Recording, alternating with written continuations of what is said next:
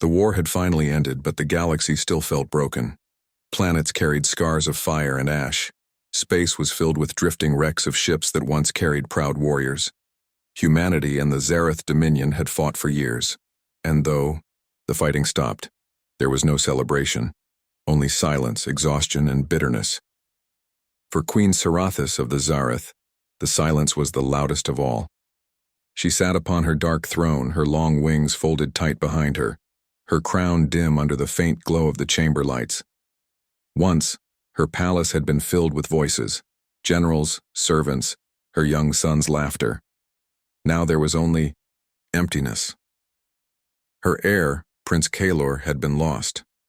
Reports claimed he died when humans destroyed a supply convoy near the fourth moon of Artheon. They said the escape pod carrying him was shattered, that nothing survived. The Queen listened to those reports only once. She had dismissed the messengers quickly, though her claws trembled as she sent them away. Later, alone, she pressed her face into her hands and allowed the grief to crush her chest. A queen could not cry before her people, but a mother could cry in the dark. Every day, she forced herself to rise. She spoke to her advisors, gave orders, and reminded her empire that strength was their only path forward.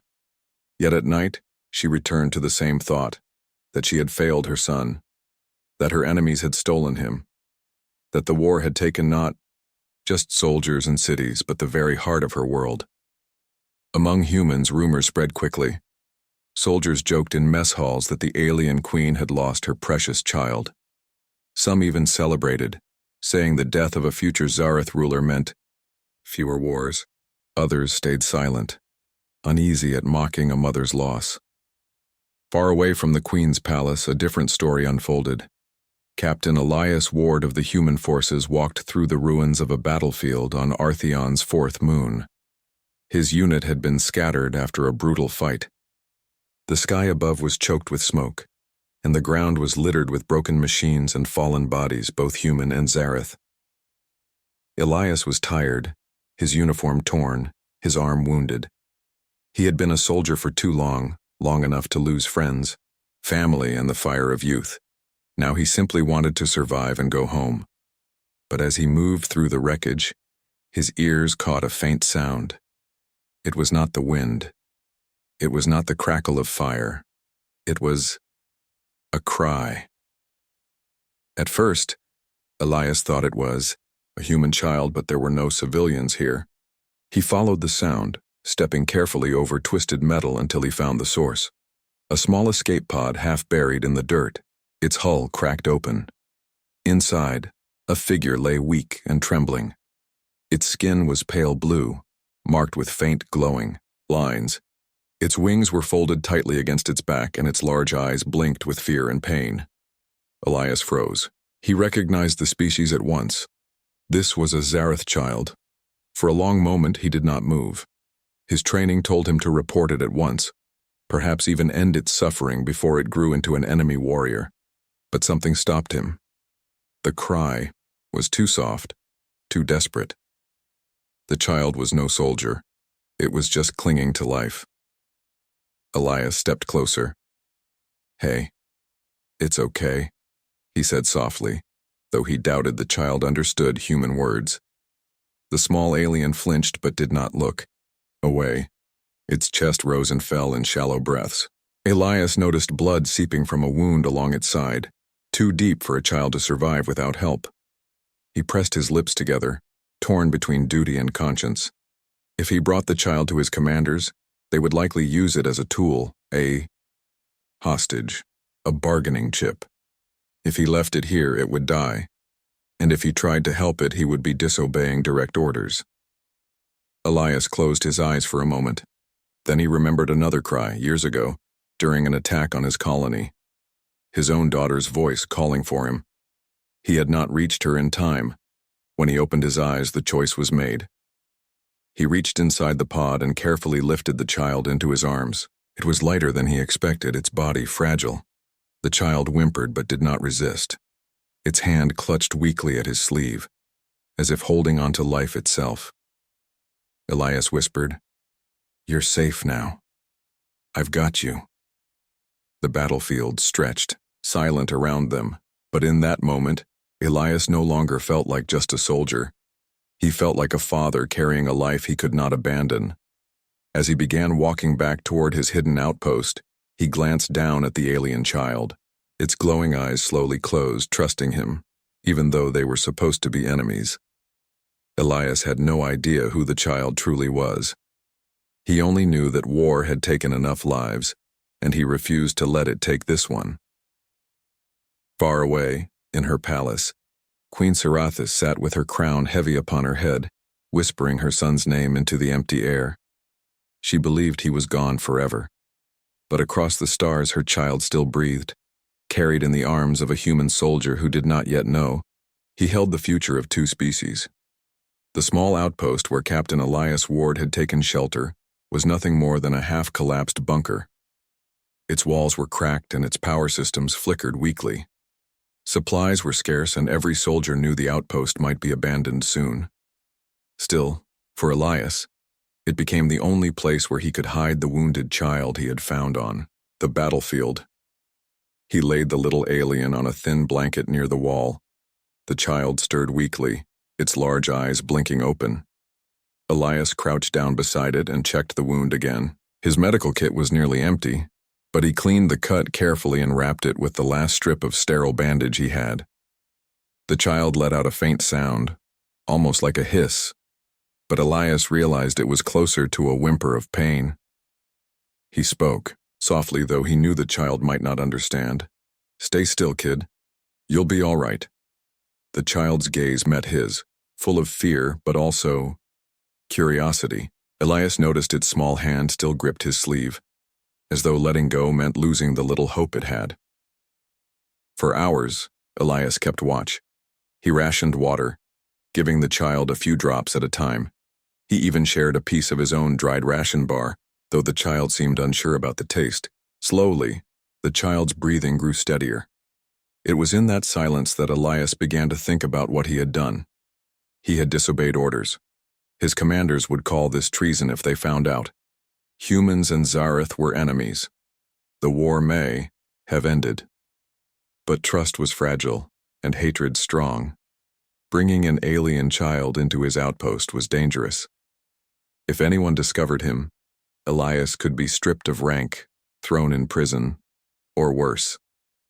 And yet, every time the child looked at him, he knew he couldn't regret his choice. The child tried to speak once, its words soft and broken. Elias couldn't understand, but he recognized the tone. It was asking for something.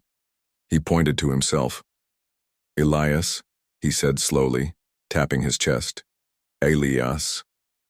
The child blinked, tilted its head, and then repeated in a rough, strange accent, "Elias." A small smile touched Elias's lips. "That's right, Elias." Then he pointed gently to the child. "You?" The alien's thin fingers touched its own chest. "Come, Elor." Elias froze. The name felt strange, heavy somehow. He had no idea yet who this child truly was. To him it was just Kalor, an injured boy who needed protection. He nodded slowly. "Kalor." The child gave the smallest of nods, then closed its eyes, exhausted. That night Elias couldn't sleep. He sat with his back against the cold wall, staring at the flickering ceiling light. He remembered his daughter again, the way she had once whispered "Daddy" before the world took her away. He clenched his fists. He hadn't been able to save her. But maybe, just maybe, he could save this one. The next morning, Elias made a decision. He couldn't stay in the outpost forever. Patrols would eventually sweep through and someone would find Kalor. He needed to move. He needed to get the child somewhere safe. Perhaps a neutral planet. Perhaps to the fringes where warships didn't fly. But it wouldn't be easy. Later that day, Elias stepped outside the bunker to search for supplies. The air was thick with the stench of burned metal. He scavenged broken crates and found a small pack of water and another ration bar. When he returned, Kalor was sitting up weakly, clutching one of Elias's tools in his hands. "Hey, careful with that," Elias said, taking the tool gently from him. Kaylor tilted his head, then pointed at the tool with curiosity. His wings twitched slightly like a nervous habit. Elias sighed, realizing the child wasn't afraid anymore. He was curious. "All right," Elias said. "You want to know how it works?" He picked up a small device, pressed a button, and showed Kaylor how it lit up.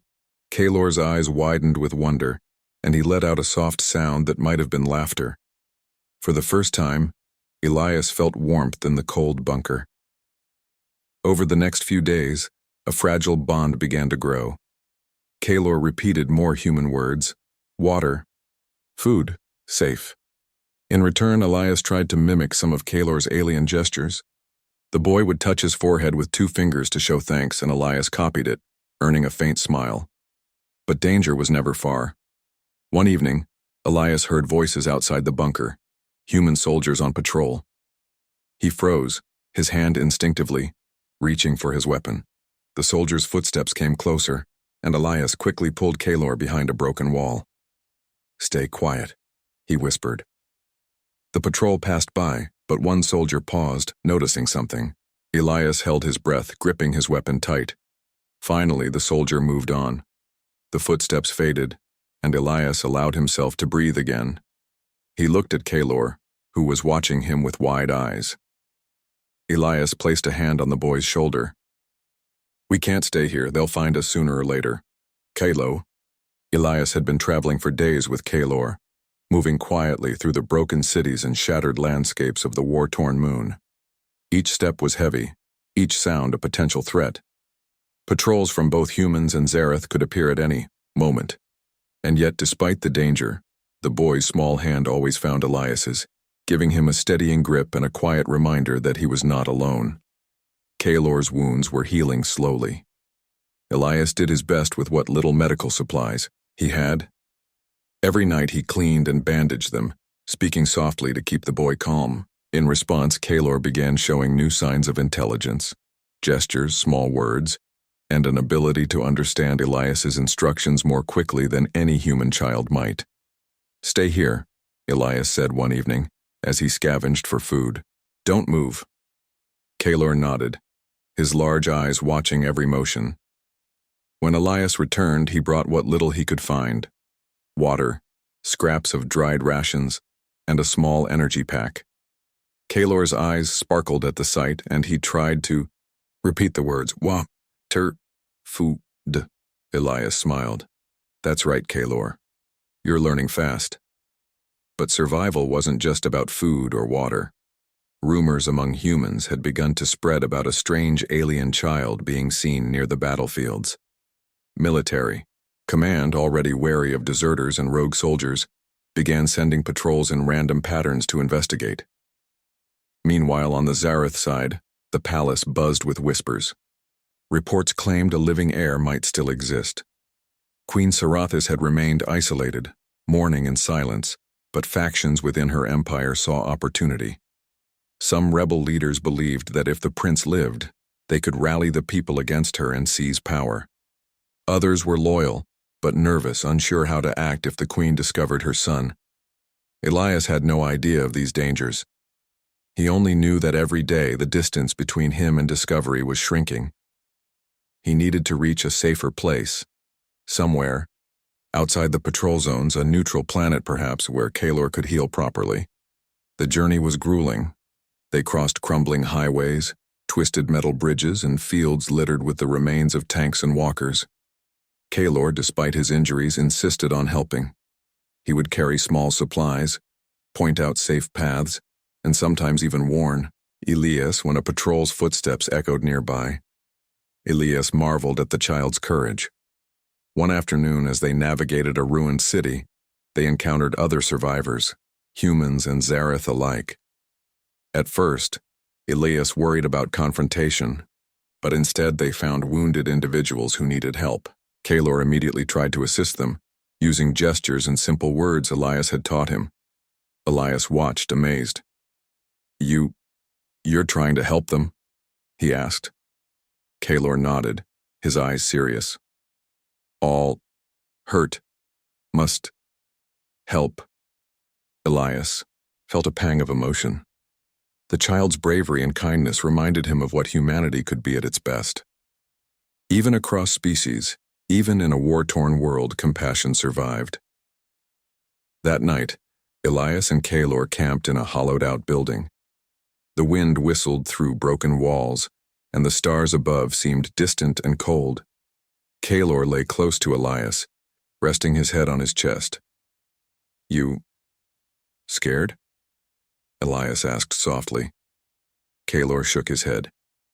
"Not with you?" Elias smiled faintly, pressing a hand against the boy's back. "You trust me?"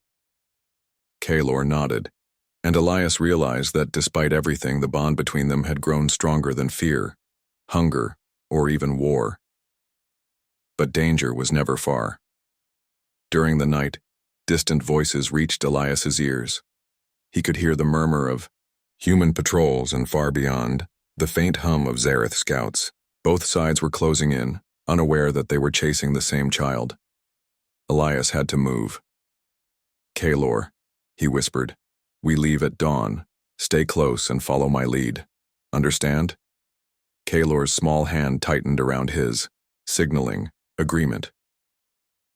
As they left before sunrise, Elias thought about what would happen if they were caught. Humans would see him as a traitor. The Zareth would see him as an enemy. And yet, despite the risk, he refused to abandon Kaylor. He had made a promise in his heart, even if no one else knew it. The child would live.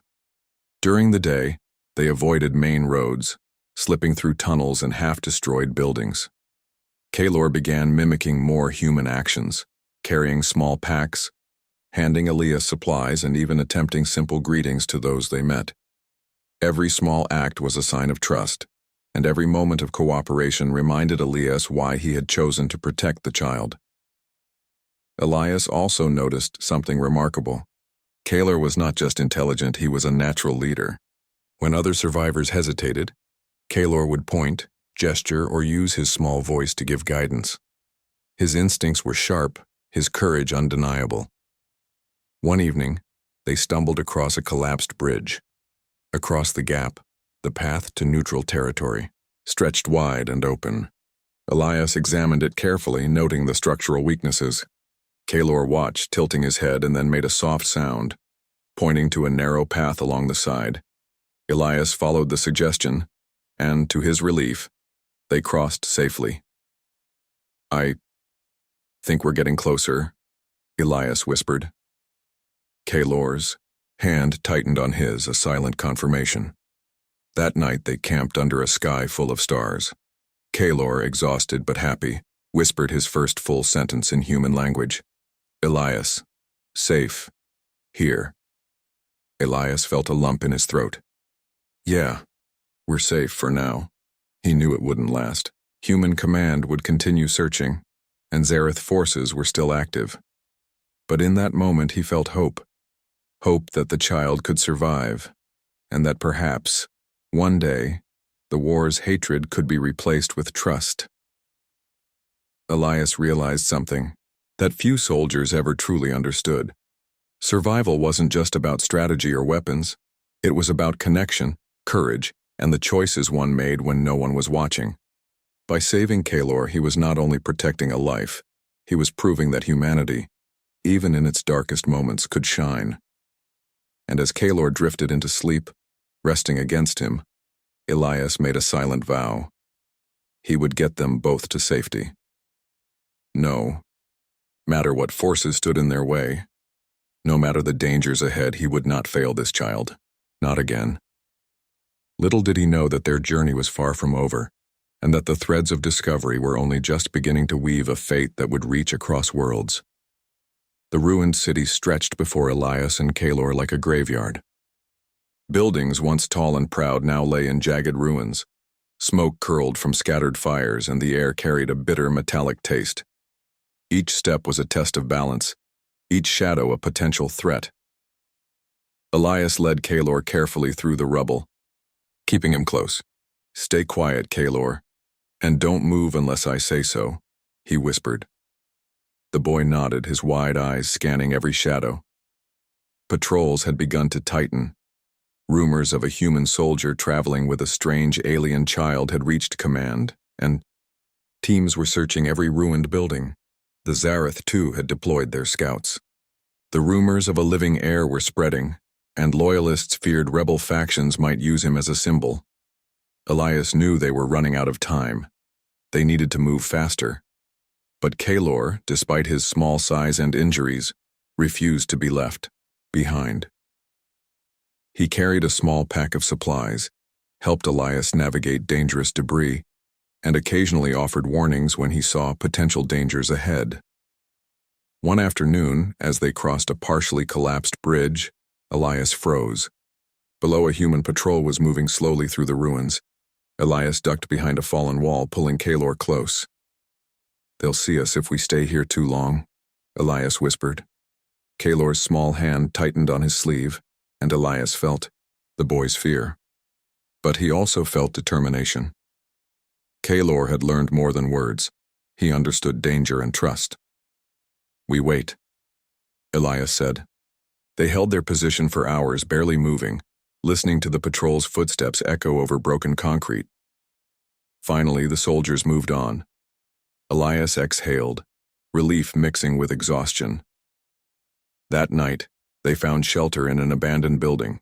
Kaelor, tired but alert, asked questions in broken human words. "Humans. Fight why?" Elias looked at him and sighed. "Because we didn't understand each other. Because fear and anger are easier than trust."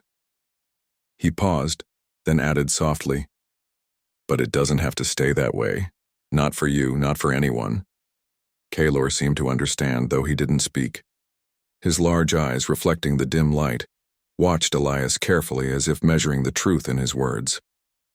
The next morning, the danger escalated. A squad of Zareth scouts appeared on the edge of the city. Their armor glinted in the sunlight, and their weapons were ready. Elias realized that both sides were closing in, one seeking a deserter, the other hunting the supposed heir. "We move now," Elias said, urgency in his voice. He grabbed Kaelor's hand and pulled him toward a narrow alley. The scouts were too far to notice immediately, but they would be closing fast. Kaelor followed without hesitation. He moved with surprising agility, despite his small frame and weak limbs. Elias felt a swell of pride. The boy was not just surviving. He was learning, adapting, thinking. They slipped through the alleyways, hiding behind fallen walls and twisted metal. Every step brought new dangers. A loose beam could collapse, a weak wall could fall, or a patrolling squad might spot them. Elias's heart pounded, but he kept his focus sharp, guiding Kaelor with whispered instructions. Suddenly, a Zareth scout turned a corner, weapon raised. Elias froze. The scout's mandibles clicked in surprise, then it barked an alarm. Elias acted instinctively. He grabbed Kaelor, pulling him behind a half-collapsed wall. The scout fired a warning shot, and the echo rang through the ruins. "Run!" Elias shouted. The journey to the Zareth capital was long and perilous. Elias and Kaelor moved quietly across mountains, plains, and ruined cities, always careful to avoid patrols and scouts. Kaelor's small hand stayed tightly in Elias's, a constant reminder of the trust between them. Each step brought new challenges. Bridges had collapsed, rivers had swelled from war-damaged channels, and areas that once bustled with life were now silent and empty. Yet, despite the danger, Elias felt hope growing. Kaelor was stronger each day, learning to trust humans, and Elias learned to trust the boy's instincts. Finally, they reached the outskirts of the Zareth capital. The city's towers pierced the sky like black needles, some scarred from war. Watchtowers glimmered with light, scanning the lands for threats. Elias knew they had to be careful. One wrong move could lead to immediate capture. Kaelor looked up at the massive city, awe in his eyes. "Home," he whispered. Elias nodded. "Yes, Kaelor. Home." But Elias also knew this was the most dangerous part of their journey.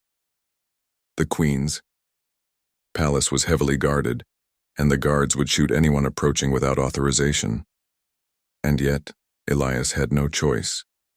Kaelor's safety meant returning him to his mother, to the only place where he truly belonged. They waited until nightfall, then slipped into the shadow of the palace walls. The streets were quiet, patrolled only occasionally by soldiers who barely noticed two small figures moving through darkness. Elias guided Kaelor along hidden alleys and abandoned corridors, all the way to a small secluded entrance used by palace staff. Inside, the palace was vast and silent. Golden lights illuminated marble floors, and statues of Zareth heroes lined the walls. But the beauty could not hide the tension in the air.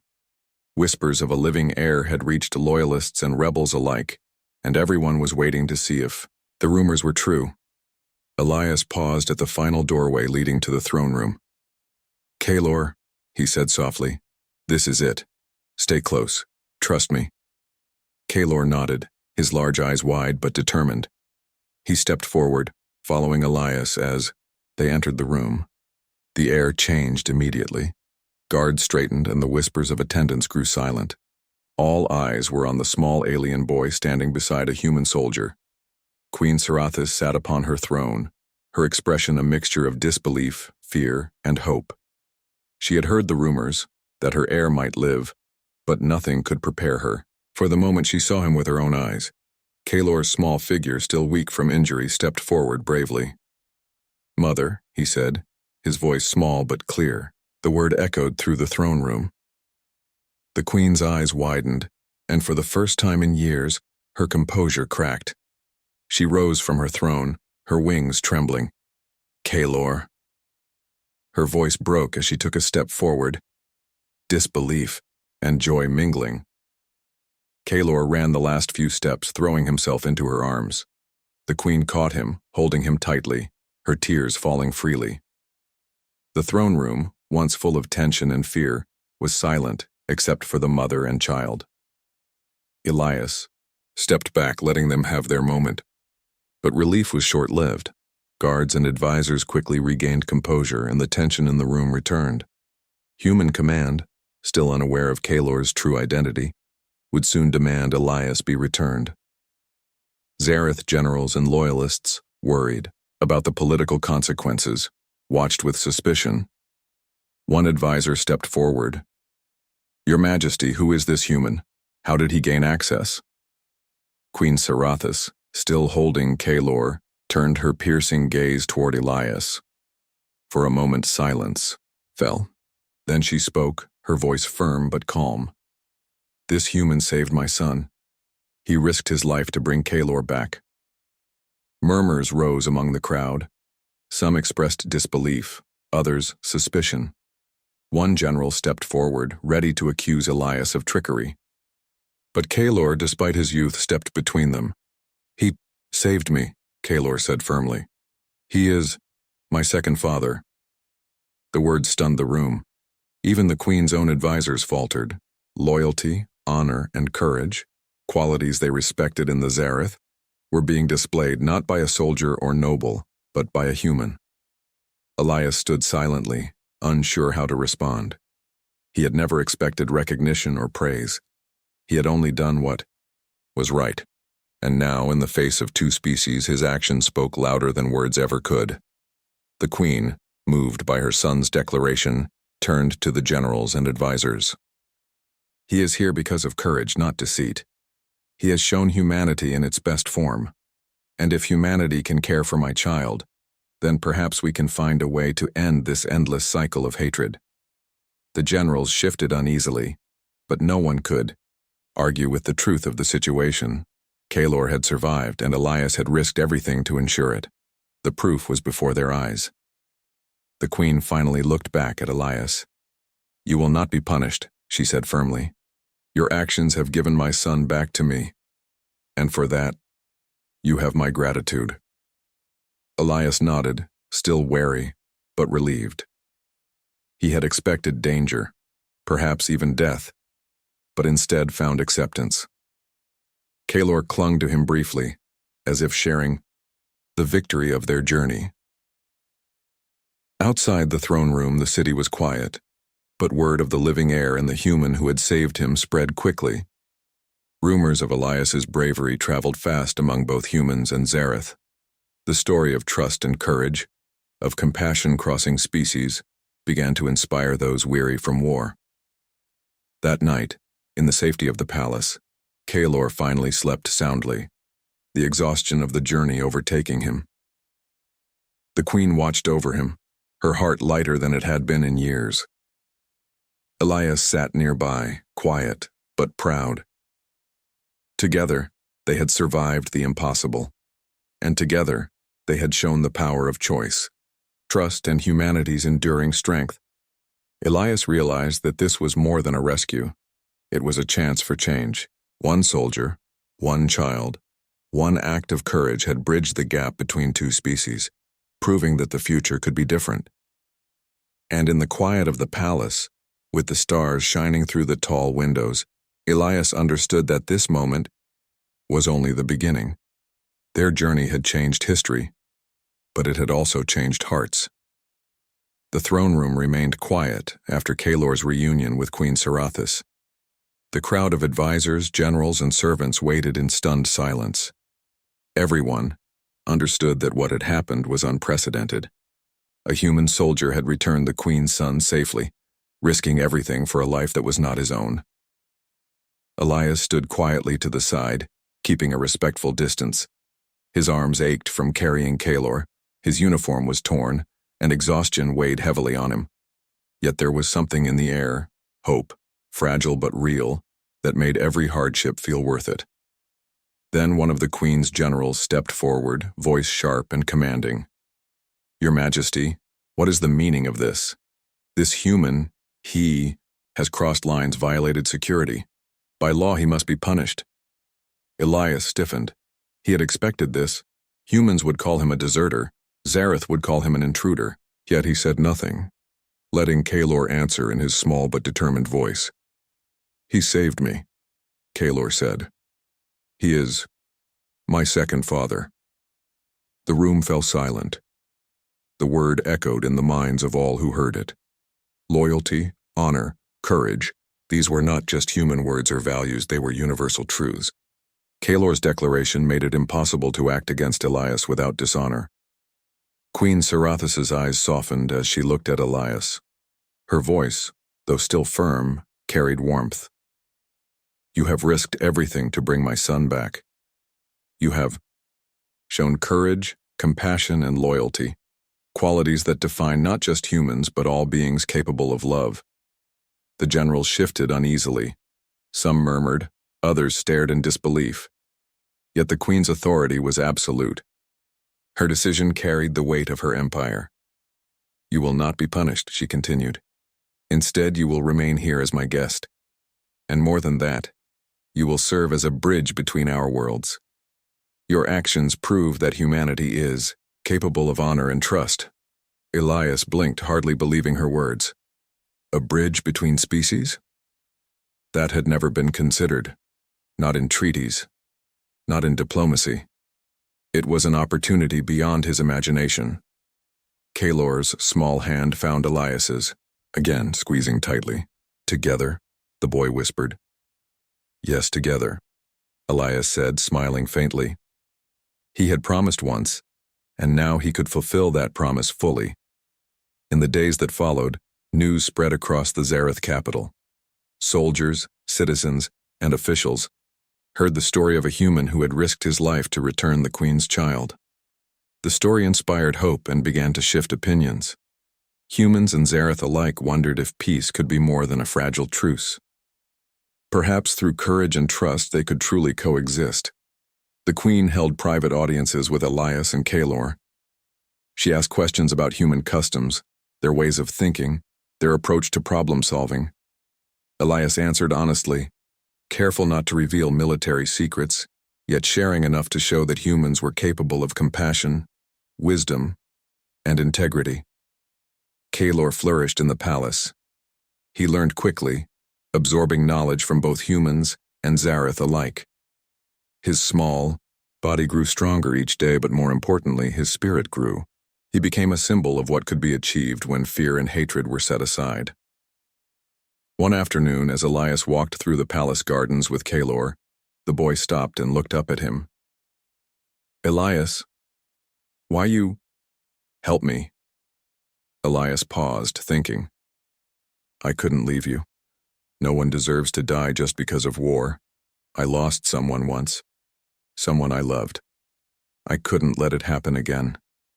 Kalor's eyes shone with understanding. You, human, special, he said simply. Elias smiled.